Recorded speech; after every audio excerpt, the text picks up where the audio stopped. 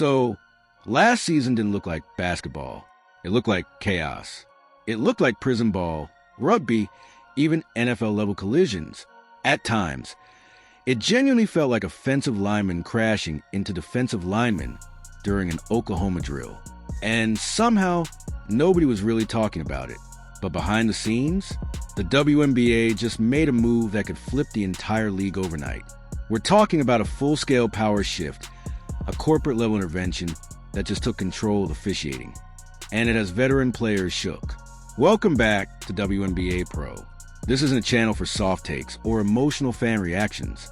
We break down the cold reality, money, power, and the business behind the game. So lock in, because what just happened? It might be the end of the WNBA's most toxic era. Let's go back for a second. For years, decades even, the WNBA operated in a system that wasn't exactly high stakes financially. There wasn't massive global money flowing in. There wasn't billion-dollar pressure from networks. So what happened?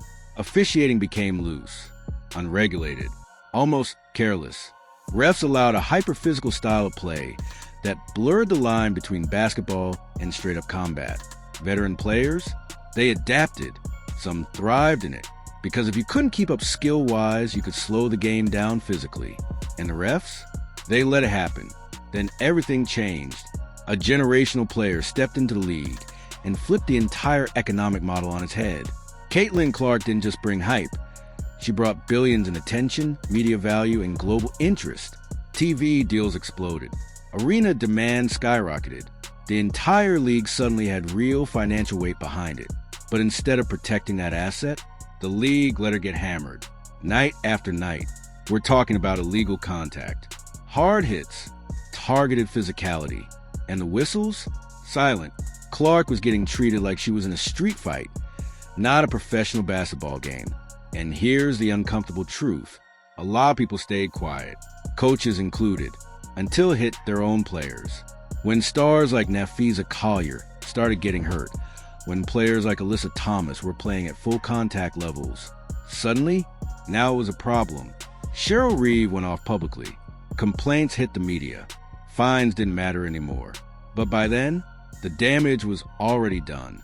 Because behind the scenes, the people with real power, the billionaires, the broadcasters, the investors, they had seen enough.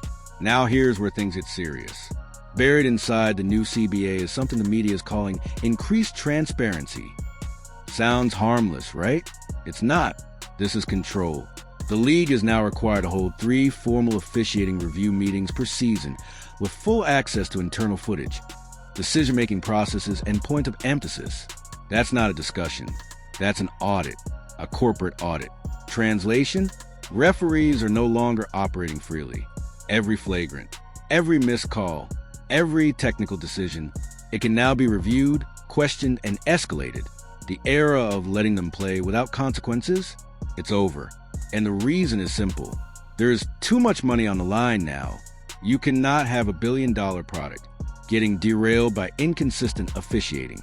You cannot have your biggest stars sitting out because the game turned into a wrestling match. Think about it. Networks didn't invest to watch chaos. They invested in speed, skill, highlights.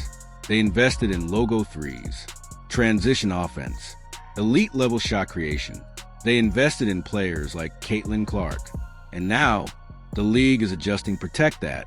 The Indiana Fever are already preparing for massive arena demand.